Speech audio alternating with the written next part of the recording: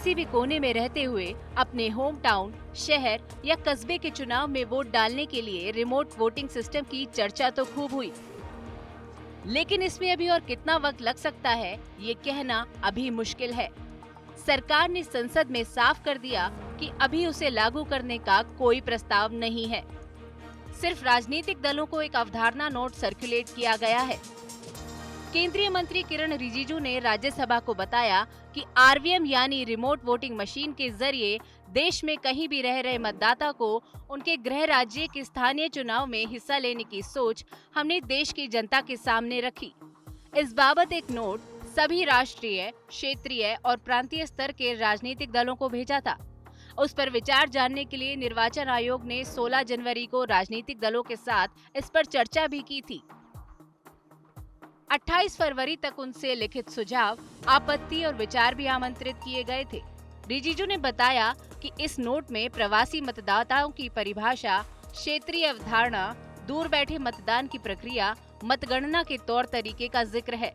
साथ ही चुनावी आदर्श आचार संहिता के लागू होने की परिस्थिति के साथ साथ इस पर आने वाले खर्च और व्यवस्था संभालने की जिम्मेदारी पर सुझाव भिजवाने का आग्रह निर्वाचन आयोग ने किया था। उस पर आयोग में आगे काम चल रहा है। अब आपको बताते हैं कि आरवीएम यानी रिमोट वोटिंग मशीन क्या है। ये एक स्टैंड अलोन मशीन है। इसे ऑपरेट करने के लिए कनेक्टिविटी की जरूरत नहीं होती।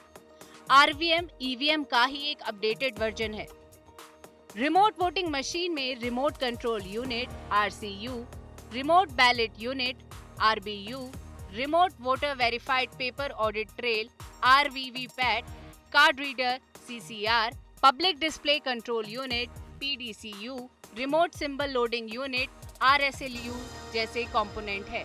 और इससे फायदा ये है कि जो जहां है वो वहां से वोट डाल सकता है।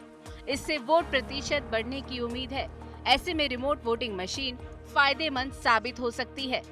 2011 की जनगणना के मुताबिक देश में 45 करोड़ से ज्यादा लोग प्रवासी थे। ये वो लोग थे जिन्होंने कई वजहों से अपना घर छोड़ दिया था। इन प्रवासियों में आधी से ज्यादा महिलाएं थी जो शादी के बाद दूसरे राज्य या शहर में जाकर बस गई थी। वहीं ज्यादातर पुरुष ऐसे थे जिन्होंने रोजगार के लिए अपना घर छोड़ दिया था। 2019 के लोकसभा चुनाव में 67.4% वोटिंग हुई थी। चुनाव आयोग के मुताबिक 30 करोड़ लोग ऐसे थे जिन्होंने वोटिंग नहीं की थी और इसकी सबसे बड़ी वजह थी प्रवासी लोग।